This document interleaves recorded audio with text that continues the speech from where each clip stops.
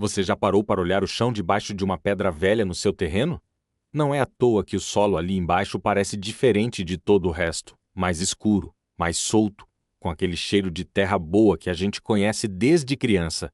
E isso acontece mesmo no meio da seca, mesmo quando o restante do terreno está rachado, duro como tijolo.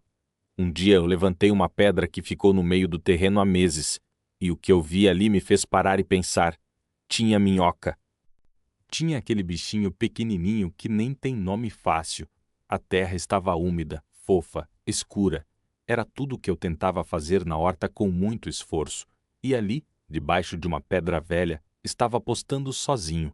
Nesse vídeo eu vou te explicar por que isso acontece.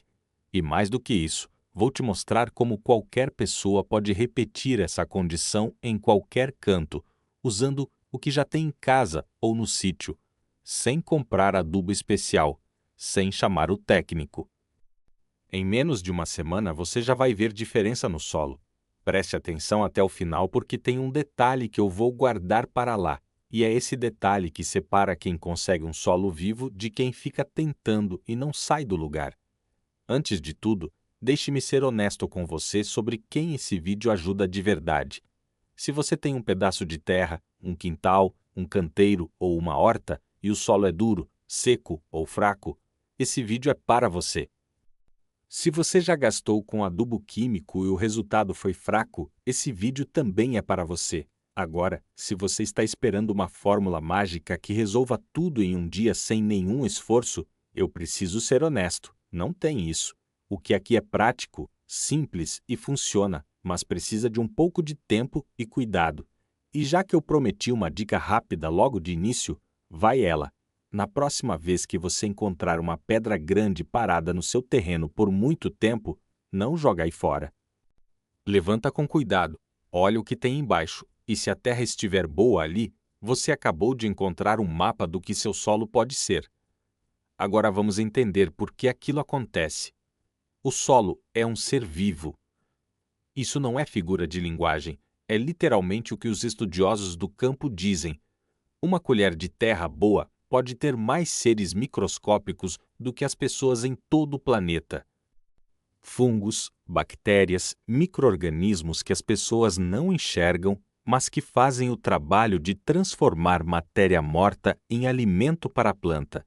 O problema é que esses seres precisam de certas condições para sobreviver. Precisam de umidade, precisam de temperatura estável, precisam de proteção contra o sol direto e o vento seco. E é exatamente isso que uma pedra grande oferece para o solo que fica embaixo dela. Pense assim, é como se a pedra fosse um telhado. Ela protege do sol que resseca. Ela segura o vapor d'água que subiria.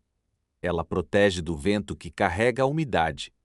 E, ao mesmo tempo, ela deixa passar o ar de forma lenta, sem secar tudo de uma vez.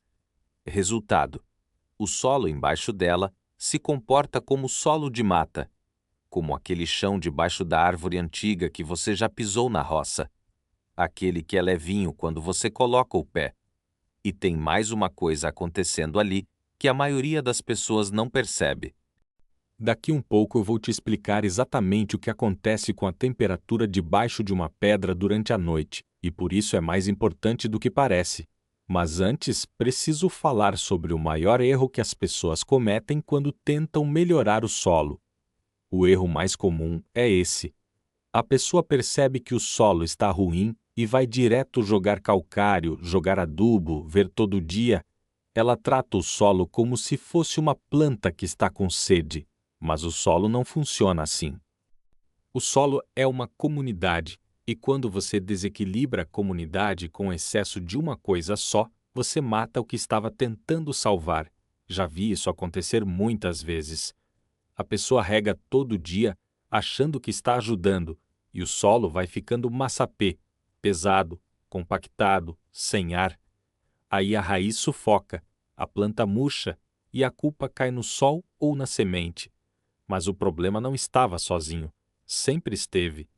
O solo precisa de equilíbrio, precisa de umidade, mas não de encantamento. Precisa de ar, mas não de ressecamento. Precisa de matéria orgânica se decompondo, mas sem ritmo certo. E a pedra faz tudo isso de forma natural, sem precisar que a gente fique medindo nada. Agora, voltando àquilo que eu disse antes sobre a temperatura da noite. Quando o sol some e o ar resfria, o solo solteiro perde calor rápido, mas o solo debaixo de uma pedra guarda calor por mais tempo. E esse calor retido faz com que o vapor d'água do próprio solo suba, bata na pedra fria e volte para o chão. É como aquela gotinha que aparece na tampa de uma panela quando você ferve água. O solo produz sua própria umidade de volta. Isso se chama condensação. E na prática, o que acontece é que, mesmo numa noite seca, o solo debaixo da pedra acaba recebendo uma garoa fina de dentro para fora, não a chuva, do próprio calor do chão que virou água de novo. Bonito demais, né? É simples. A natureza não precisa de agronômico para fazer isso funcionar. Ela só precisa que a gente não atrapalhe. Agora que você entende o princípio, vamos falar de como replicar isso em seus canteiros.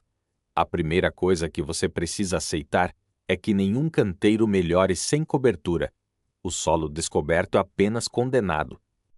Pode ser sol forte do verão ou chuva grossa do inverno, como duas coisas destroem o solo descoberto de jeitos diferentes, mas com o mesmo resultado: solo morto, compactado, fraco. A cobertura mais fácil e mais barata que existe é a palha. Capim seco, folha caída, resto de roça, bagaço de cana, casca de arroz, serragem grossa, qualquer coisa orgânica que você coloque por cima da terra sem enterrar, só deitar por cima. Uma camada de 5 a 8 dedos de espessura já faz uma diferença enorme. Essa palha vai fazer o mesmo que a pedra faz. Vai proteger do sol, vai manter a umidade, vai criar um ambiente embaixo onde os bichinhos do solo podem trabalhar sem secar. E aos poucos, ela vai apodrecer e virar adubo por conta própria. Esse aqui é um ponto que a maioria das pessoas não guarda, mas que deveria guardar. Quando você coloca palha por cima do canteiro, você não está apenas protegendo o sol, você está alimentando o solo, porque a palha que você apodrece vira comida dos micro-organismos, que por sua vez vira comida das minhocas, que por sua vez solte o dejeto delas no solo, que é o melhor adubo natural que existe. Tudo numa cadeia, tudo sem comprar nada. Mas tem uma etapa antes da palha que a maioria das pessoas pula, e é aí que o resultado não vem. Antes de colocar qualquer cobertura, você precisa observar o seu solo do jeito certo. Pega um pedaço de cabo de vassoura ou uma estaca de madeira e enfia no chão com a mão. Só com a mão, sem marreta. É fácil entrar, o solo já tem vida. Se não entrar ou entrar com muito esforço, o solo está compactado e você precisa afofar antes. Afofar não é revolver tudo com enxada. Revolver mata a estrutura do solo. Afofar é fazer furos com um saraquá ou uma estaca, de espaço em espaço, para deixar o ar entrar. É como esperar um bolo para o molho entrar. Você não desfaz o bolo, você só abre o caminho. Esse processo de perfurar levemente e depois cobrir com palha já muda o solo em 2 a 3 semanas. Se você tiver minhoca na região, eles vão aparecer sozinhos, porque minhoca não aparece por sorte. Ela aparece onde tem condição boa. Se o lugar não tem condição, ela não vem. Se você cria a condição, ela vem. Agora deixa eu contar uma coisa que aconteceu com um vizinho meu, que ilustra bem o que estou tentando dizer. Ele tinha um canteiro de couve que não prosperava de jeito nenhum. Regava todo dia, colocava esterco de vez em quando, mas as plantas ficavam amarelas, cresciam devagar, aparecia praga. Um dia ele cansou e parou de mexer. Deixou aquilo ali. Esqueceu por umas 3 semanas. Aí, um dia ele foi lá ver o que tinha acontecido. As plantas tinham sido melhoradas. A terra estava mais escura. Tinha aparecido minhoca. Ele ficou sem entender. Mas o que aconteceu foi simples. Sem ele cavando e girando todo dia, o solo teve tempo de se organizar. As raízes das ervas orgânicas que cresceram por cima realizaram uma cobertura natural. Os micro-organismos retornaram. O canteiro foi curando sozinho. Às vezes, o melhor que a gente pode fazer pelo solo é parar de atrapalhar. Agora, sobre a pedra no canteiro. E ao redor dela, o solo vai ficar numa temperatura mais estável. Isso é bom porque a maioria dos micro-organismos prefere temperatura estável. Eles não gostam de variação brusca. Quando o sol esquenta muito durante o dia e esfria rápido à noite, o solo fica num estresse constante que mata boa parte da vida que tem ali. Existe um mito que corre pela roça que eu preciso fazer aqui. O mito é que pedra no canteiro prejudicado porque esquenta demais e queima a raiz. Depois que você afofou e cobriu com palha, você pode usar pedras estrategicamente. Não há nenhuma pedra, e não de qualquer jeito. O ideal é pedra grande, plana ou arredondada, que cobre uma área boa e fica firme no lugar. Coloca ela na borda do canteiro, ou num canto onde a sombra dela não vai cobrir as plantas, mas vai cobrir a terra próxima às raízes.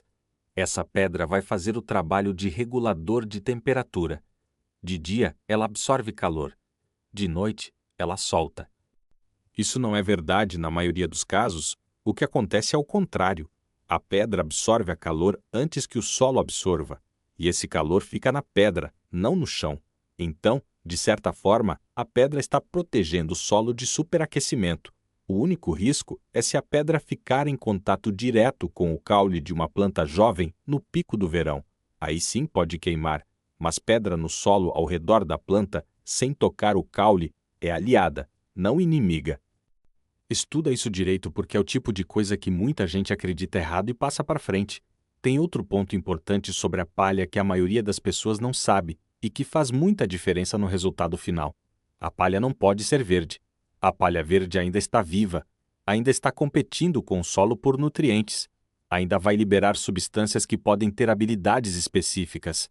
A palha precisa estar seca, morta, começando a se decompor. Quanto mais seca e amarelada, melhor. Aquele capim velho que fica no curral, a folha que caiu da mangueira faz tempo, o bambu seco que você cortou há semanas. Esses são os melhores. E a espessura é importante. Uma camada fina, de 1 ou 2 dedos, seca rápida demais com o sol e perde o efeito em poucos dias. Uma camada grossa, de 8 a 10 dedos, fica úmida mesmo quando ressecada por cima. É essa umidade escondida que a gente quer. Por fora pode parecer que está tudo seco. Mas você enfia o dedo embaixo da palha e encontra o afresco. É ali que a vida está acontecendo. Se você só salvar uma coisa desse vídeo, guarda isso. Solo vivo não é solo molhado. Solo vivo é solo úmido na medida. Cobertor com ar circulando devagar. A diferença entre molhado e úmido pode parecer pequena, mas para o solo é tudo. Molhado sufoca, úmido alimentar.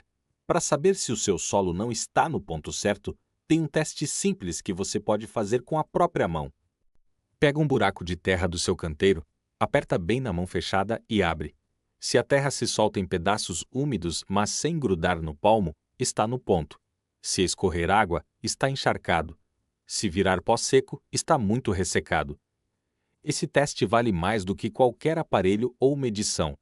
E tem mais um aspecto que a gente não pode deixar de falar. O que acontece com o solo de noite e de madrugada? Esse é aquele detalhe que prometo no começo, e chegou a hora de te contar. A maioria das pessoas só cuida do canto durante o dia, rega de manhã, mexe durante o dia, olha com o sol ainda alto, mas o solo trabalha mais à noite do que durante o dia. É durante a noite que a maioria dos micro-organismos tem a temperatura ideal.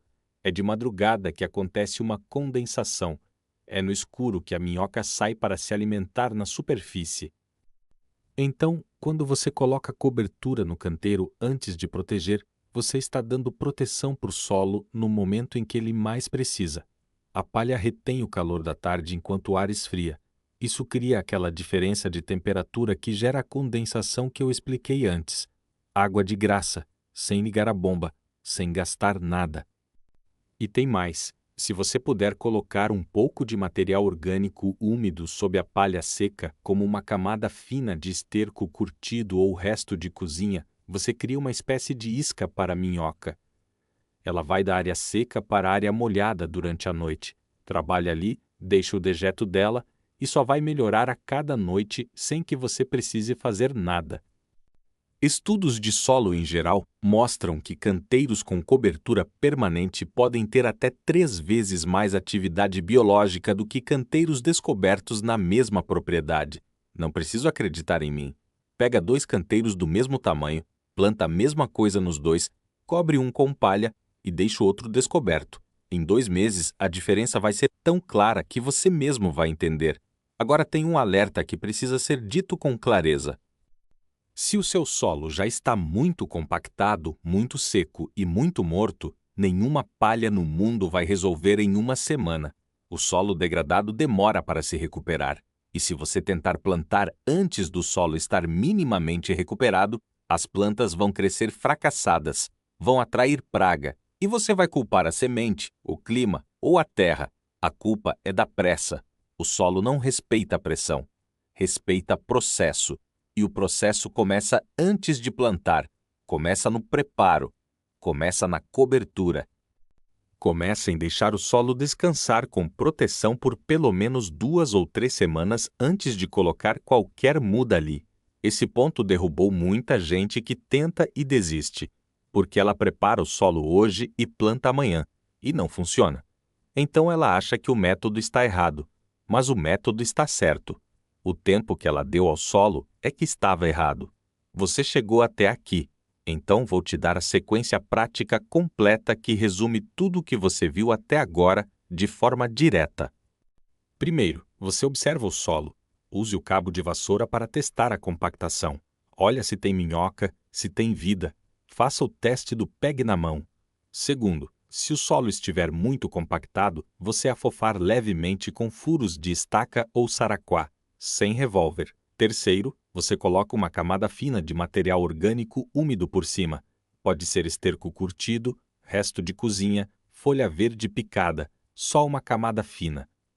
Quarto, por cima desse material, você coloca a palha seca grossa, 8 a 10 dedos de espessura, capim seco, folha morta, o que tiver disponível. Quinto, se tiver pedra grande disponível, coloca na borda ou num ponto estratégico do canteiro, não em cima das plantas, mas não só ao redor delas. Sexto, aguarda, pelo menos 2 semanas sem plantar, sem revólver, sem mexer mais do que o necessário. Regue levemente se passar mais de 5 dias sem chuva, mas só levemente. Só para manter a umidade embaixo da palha. Sétimo, depois desse período, faz o teste de novo. O solo vai ser diferente, mais escuro, mais solto, com cheiro de terra boa, e aí sim você planta. É simples. Não é fácil porque exige paciência, mas é simples. Tem uma coisa que o meu avô costumava falar que ficou guardada aqui no peito até hoje. Ele disse que terra boa não se compra, terra boa se cria, e criar terra é como criar filho. Precisa de atenção, de cuidado, de consistência. Não adianta dar atenção um dia e largar no outro. Não adianta encher de coisa boa de uma vez e esquecer depois. Terra boa é fruto de hábito. É fruto de olhar para o chão com respeito. Antigamente, todo mundo que trabalhou na terra sabia disso. Não porque tinha feito curso, mas porque tinha prestado atenção. Tinha olhado o que acontecia debaixo das folhas, debaixo das pedras, nas beiradas do mato. A natureza ensinou quem teve paciência para observar. Hoje a gente anda rápido demais para observar. Quer plantar hoje e colher amanhã. Mas a terra não mudou. A terra ainda funciona do mesmo jeito que funcionou quando o meu avô estava aqui. O que mudou foi a nossa paciência com ela. Guardar esse saber é uma forma de honrar quem veio antes da gente. É uma forma de passar para frente algo que não custa dinheiro, mas que vale muito, porque saber cuidar da terra é saber garantir comida na mesa. É saber ser menos dependente do mercado, do dobro do saco, do produto da prateleira, e num tempo em que tudo está caro e tudo está incerto, saber fazer com o que tem é uma das coisas mais valiosas que existem. Se esse tipo de conteúdo faz sentido para você, se você gosta de aprender sobre solo, horta, roça e vida simples com praticidade e sem enrolação, vale a pena se inscrever no canal. Aqui a gente não fica inventando moda. A gente traz o que funciona na prática, explicado de forma que qualquer pessoa entende, sem necessidade de fazer nenhum curso. A Terra ensina quem está disposto a aprender, e a gente está aqui para ajudar a traduzir o que ela diz.